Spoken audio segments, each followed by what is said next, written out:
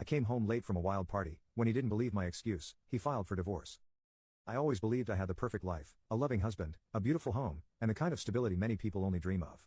Daniel and I had been together for years, and through every up and down, I was certain we were unbreakable. He was my rock, the kind of man who never raised his voice, never lost his temper, and always made me feel safe. He worked hard, treated me with kindness, and loved me with a quiet, steady devotion that I had come to rely on. But if I'm being honest, I never really understood how much that meant. I've always been different from Daniel. Where he found joy in quiet evenings and simple routines, I craved excitement.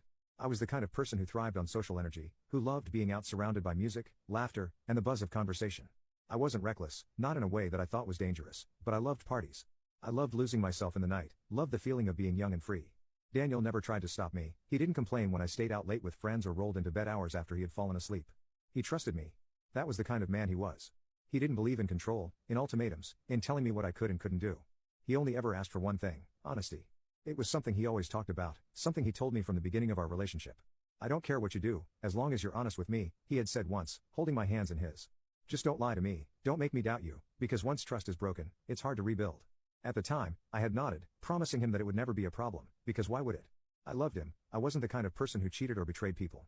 I wasn't doing anything wrong. But I never realized that sometimes it's not just about the big betrayals. Sometimes trust erodes slowly, piece by piece, through the little things we dismiss as harmless. I always brushed off Daniel's worries. If I came home later than expected, I'd joke about it. If I ignored his text for hours, I'd tell him he was being dramatic, tease him for being so cautious, so serious all the time. "You worry too much," I'd say with a laugh, kissing his cheek as I climbed into bed next to him.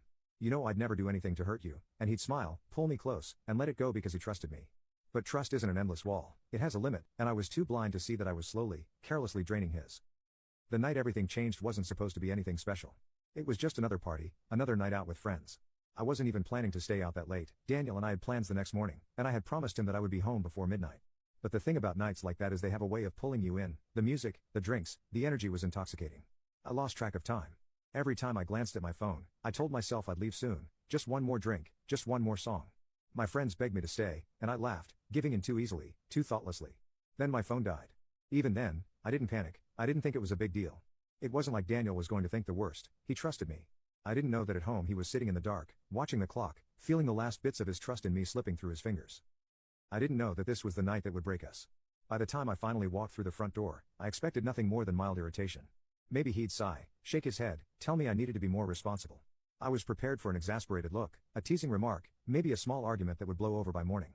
Instead, I found Daniel sitting in the living room, wide awake, his face unreadable. And the moment our eyes met, I knew this wasn't going to be just another night, this wasn't going to be another harmless mistake.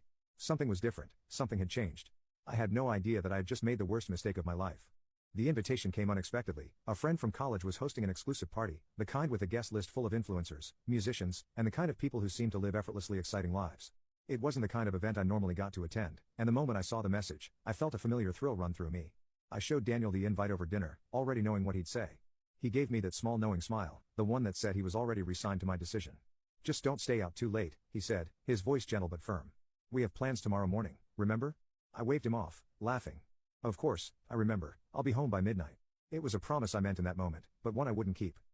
The party was everything I imagined it would be: glowing lights, music that vibrated through my skin, expensive cocktails, and delicate glasses, and people who seemed larger than life. My friends and I slipped into the scene effortlessly, toasting to the night, losing ourselves in the pulsing energy. At first, I kept an eye on the time, fully intending to leave before it got too late. But every time I reached for my phone, someone handed me another drink, pulled me onto the dance floor, or introduced me to someone new. Midnight came and went in a blur of laughter and music, and I barely noticed. Then I felt my phone vibrate. When I glanced at the screen, I saw Daniel's name, a missed call, then another, and several unread messages. "Daniel, are you on your way home? Daniel, it's getting late, let me know when you're leaving."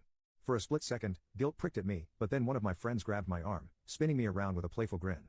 "You're not leaving yet, are you?" I hesitated, but only for a moment. "Just a little longer," I said, slipping my phone back into my bag. It was easy to ignore the texts after that, easy to convince myself that Daniel was just being overly cautious, that he was worrying for no reason. He always did. I wasn't doing anything wrong, I wasn't with anyone I shouldn't be. I was just having fun.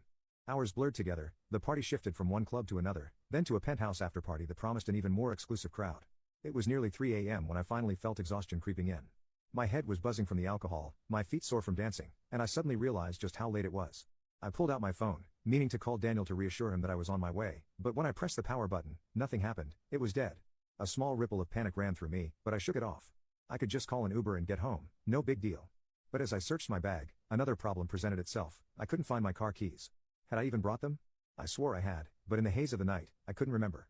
Frustrated, I turned to my friends. One of them was just as drunk as I was, giggling as she scrolled through her phone. Another was passed out on the couch, completely oblivious. None of them seemed worried about how late it was.